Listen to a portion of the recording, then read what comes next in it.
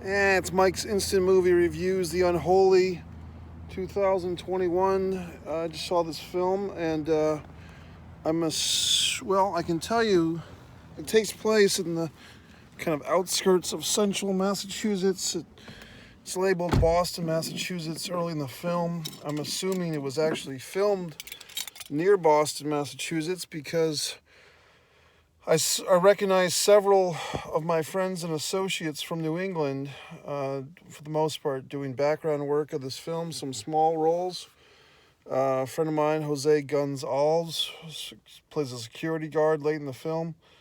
Jose, you can see him in Disregard the Vampire, Mike Messier documentary, and also Marriage is Bliss, right here on the Mike Messier YouTube channel. Kayla Caulfield, a young actress, I believe I saw her in a church scene in this film. And a few other faces, familiar faces, and nice to see them in the movie. As far as my own, this was an interesting movie. I think for horror connoisseurs, like if you enjoy horror, you'll probably like this movie. It's original enough. It kind of still stays in the, the trope of the religious horror film. Probably best exemplified, if that's the word, by The Exorcist. This is kind of in the tradition of that. For whatever reason, I was thinking back to like old school, like late 80s horror films like Warlock and stuff. This movie kind of, I was watching it, even while watching it, I kept thinking this is kind of like an interesting hybrid of like a good movie and like a good bad movie, or a bad good movie, if that makes any sense. Like maybe the fact that I was watching it in the theater on the big screen improved the quality of the film, as most films are improved on a big screen. If you were just watching this on a fucking VCR or Betamax or DVD or at home, depending on the size of your screen, I don't know if the movie would be as effective. It might be.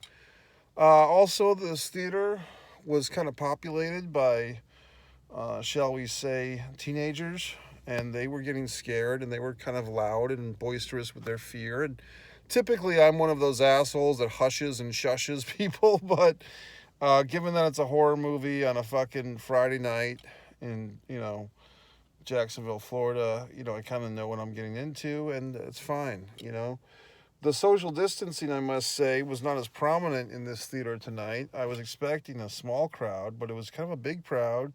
I don't know if the theater has lifted the fucking parameters on the small crowds here, or if people perhaps snuck in after seeing another film. Who am I to judge? I still felt relatively safe. Someone near me sneezed. That got me uptight, so I quickly put on my fucking mask for a few moments. And hopefully I'll be fine. But I did like the goddamn movie. I mean, you had a guy, holy fuck, his name is William something. He was in The Green Mile as one of the security guards. He did a movie that I was a background actor on, called like Horrible Frank or Dirty Frank, and I don't think this movie was ever finished. This is going back to maybe 2014 or 15 in Rhode Island, Massachusetts area, and I don't know if the movie Dirty Frank ever got finished. But this guy was supposed to be the star of that film, and he's playing one of the priests in this thing. Interesting story. Now that it's been years and years later, but I actually witnessed something that the guy in this movie he also was in an episode of The Green Mile. No, I'm sorry. Fucking what the fuck? The TV show Tales from the Crypt. But this guy, he had a fight scene with a young African American actress in this movie Dirty Frank, and he actually was gifted a prop of a machete to use for the fight scene. And in between takes, I saw this actor test the machete, and he's like, "Oh shit, this is really sharp." So the props department didn't give him a dull fucking blade, and luckily for him and his scene partner, nobody got sliced up in the ribbons. So always gotta be careful at a movie set, folks. Always gotta have a good set, a prop handler and a prop checker. You don't want to get chopped up by a machete that's supposed to be fake, that's fucking real. Um, what can I say about this goddamn film? I don't know. It's good. I do feel like, is it a classic, all-time horror fucking classic? Probably not. Is it good enough to go see? Yes. I enjoyed it. Like a lot of things, it kind of leaves, like, it has an end, but it kind of leaves a tinge of a sequel possibility. Like, you could squeeze a sequel out of this. Mind if, okay, so there's another request from Chris about the fucking Rob Zombie movies, but I'm going to go on a side tangent. Seeing some of my friends and associates in extra roles, it kind of gives me a mixed bag of feelings, because it's nothing against any of those folks or against the casting company that got them this work, or against, because you do need extras in the film industry. But the reality is, it's kind of a mixed thing, to be honest with you, because I don't know. I guess I'll leave that tangent for another day, but I guess the tangent topic would be, is the highs and the lows, or the ups and the downs, the benefits and the cons of doing extra work or being an extra in a movie. For the most part, if you don't take it too seriously, it's good, but you got to take it seriously.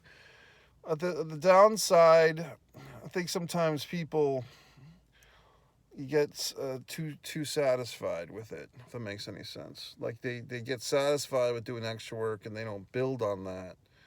If you take a look at Ricki Lake, she had one line in the film. It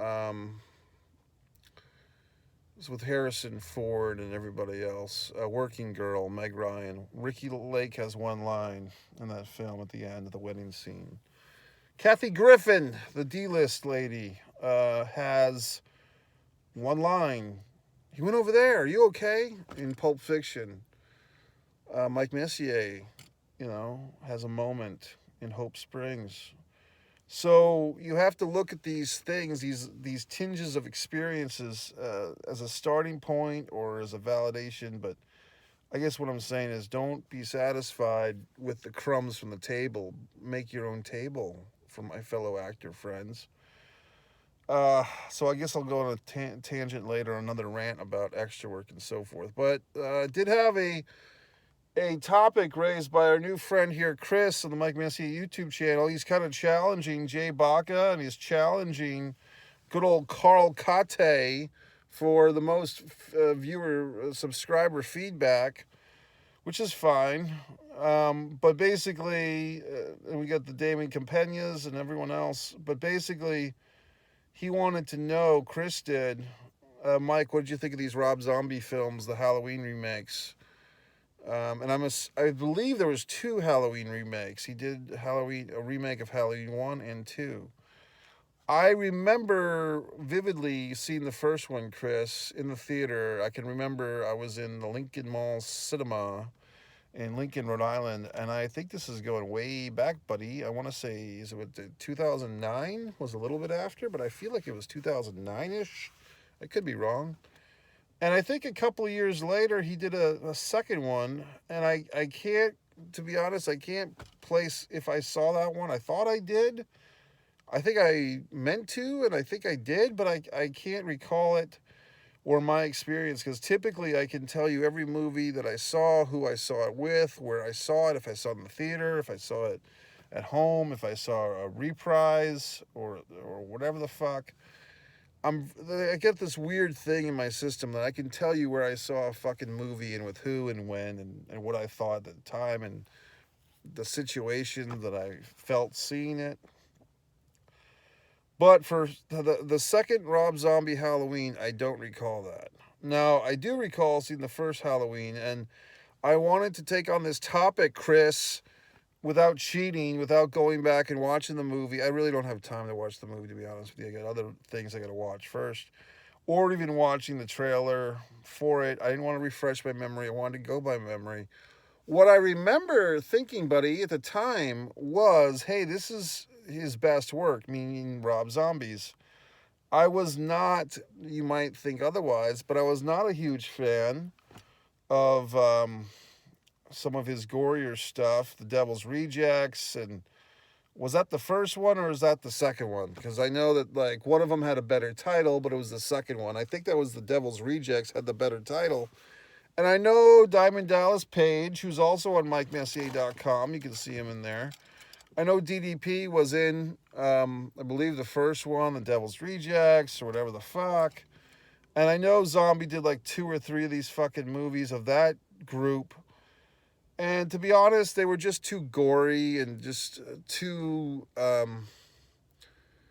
morally empty for me. Like there was just like attack and violence, and I don't know if it was rape, but just violence and attacking for little to no reason, or I didn't see it justified, or I didn't see the bad guys getting what's coming to them. For whatever reason, those movies just did not appeal to me. Sorry to say, you might be shocked.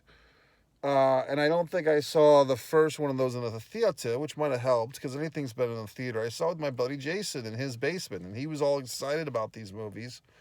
And he put the first one on, and I believe Priscilla Barnes from Three's Company was one of the people getting attacked, and I just didn't like it, to be honest. So that's his other movies, whatever the Devil's Rejects or whatever the fuck the title was, I don't know.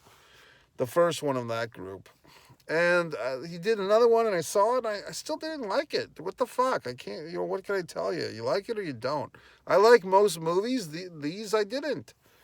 It reminds me of that same time frame. We had things like Saw, which I have mixed feelings about. The first Saw, I sat through, and I had to use the facilities the whole time, but I couldn't leave my seat because I was so enthralled by the movie.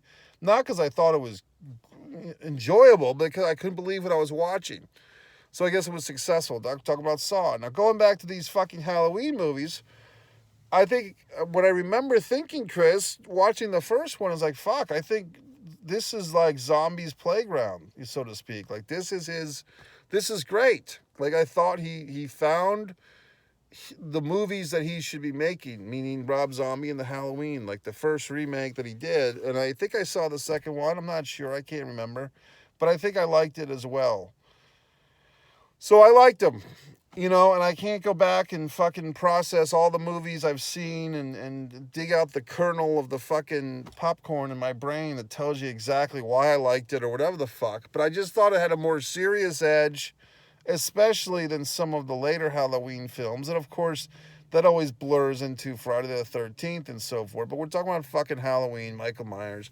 I do remember thinking at the time, wow, it's interesting that he's doing Halloween and there's all this interest in the Halloween films and not as much in the fucking Jason Voorhees Friday the 13th. And I think that's because perhaps they didn't prostitute, fucking Michael Myers as much as they prostituted Jason Voorhees. You see what I'm saying? You remember that Nintendo 8-bit game? That fucking Friday the 13th? God damn, what a piece of... You playing that game for a year and you think you'd fucking kill this fuck and he wouldn't die. Any effing fucking way. So there you have it, folks. I gave you a 2 for 1. So, Chris, the answer is I like the goddamn movie. The Rob Zombie, oh, okay, I can give you the personal fucking 6 degrees of Mike Messier.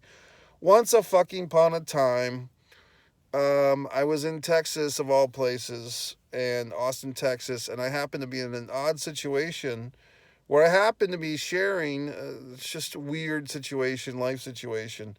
I happened to be in a room or a apartment of some kind, a living situation, as a guest, and then there were guests on top of guests, and the second round of guests was a rock band, and the band, the band was led by the drummer / producer, who was Ivan DePrume, who played drums on the original Rob Zombie, like the big fucking Rob Zombie album that became big, like the Sex 5000 or Monster Fuck or whatever the hell it was called. And Ivan, who had green hair at the time, and his band, and one of the guys, the singer of the band, had his whole face tattooed like black, like a black mask. And I believe he was in the movie, the music video, Semi-Charmed Life, or Semi-Charmed Type of Life or something. A nice guy. But the singer who had his whole face was tattooed black, and the whole idea or gimmick was he had overcome some type of addictions, and this mask was like his fucking epiphany of whatever the fuck. You know, like, I've overcome, I'm the Phoenix risen. But then he would say things like, the group, all of us would be wanting to go out to eat, and the guy with the fucking face tattoo would say, hey, at this restaurant, are people going to look at me? Sorry, fuck. Your whole face is tattooed. Are people going to look at me? Well, I don't know. Are they going to bring water and bread to the table? I mean, what the fuck? Your face is tattooed, you fuck. You're a singer in a rock band. Your face is tattooed. Are people going to look at me? Holy cunt. I mean, I just remember that line forever. The guy, the guy with a face tattoo. Are people going to look at me at this restaurant? I mean, is there a restaurant that we can go to where people won't look at my face tattoo? I don't know, asshole. Maybe they will. Are you going to complain to the fucking manager? He'll have to look at you. You do have a tattoo on your fucking face. You realize that, don't you? You fuck. So, there you have it, folks. That's... But their band was actually pretty good. It was called My Hard Mother and Company, and they contributed like 3 songs to one of my first movies, which I should probably just put on this goddamn YouTube channel. Man and You, A Providence Love Story, where all the greatness of Mike Messier truly started. But maybe I will put on the YouTube channel. If I reach 1,000 subscribers by the end of the summer, by the end of August 2021, I will put Man and You, A Providence Love Story on this channel, with consent from my film partner on that movie. I don't know if he'll give a fuck. Maybe he will. But anyway, I got a tattoo on my face. Are people going to look at me? Holy fuck. So that was the fucking new singer of My Hard Mother and Company, which was actually a pretty damn good band. Very, dare I say, White Zombie-esque, but the singer had a different vibe. He was a tattooed face singer. Actually a nice guy, just asking, in my opinion, an absurd question. So that's your buddy Mike Messier. I hope I've covered all these wonderful topics. I had shout-outs to my friends in this goddamn movie. I'm sure there's a million fucking people that were extras or background performers or whatever the fucks who I didn't mention by name, and then they're going to be mad at me if they're bothering to watch this fucking thing. But it's nice to see some familiar faces and blah, blah, blah. And so Mike Messier YouTube channel, plenty of fucking fun. Watch, subscribe, like, and share the fucking videos.